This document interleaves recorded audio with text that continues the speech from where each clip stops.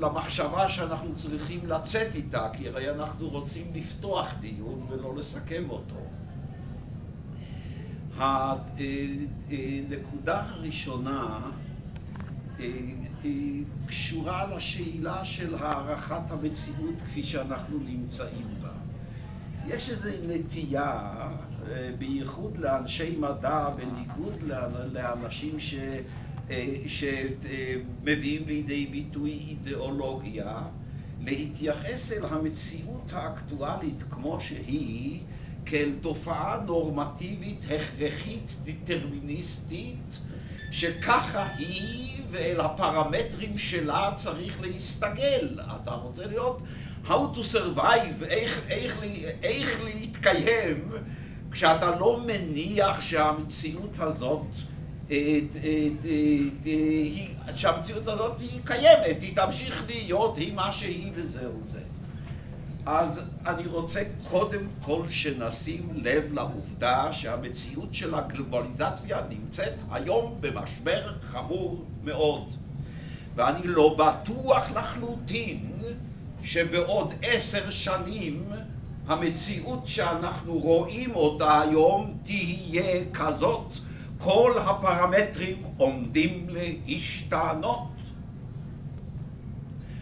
בין היתר מפני שהמחירים שעליהם אני דיברתי, וזה לא רק העם היהודי משלם אותם, אמריקה ואירופה משנה אותם, עיין ערך אובמה, ואת המחירים האלה, אמריקה משתנה היום. מישהו יכול היום לדבר על אמריקה, איך היא אמריקה?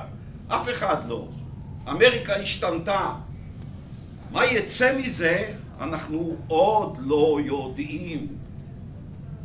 אני מציע לראות את הדברים גם במדינת ישראל.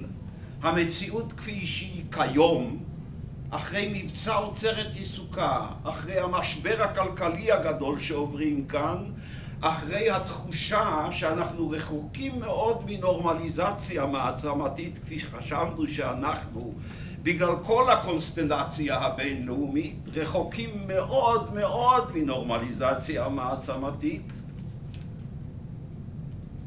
אחרי כל זה, מדינת ישראל לא תחזור להיות מה שהיא הייתה. היא עומדת להיות אחרת.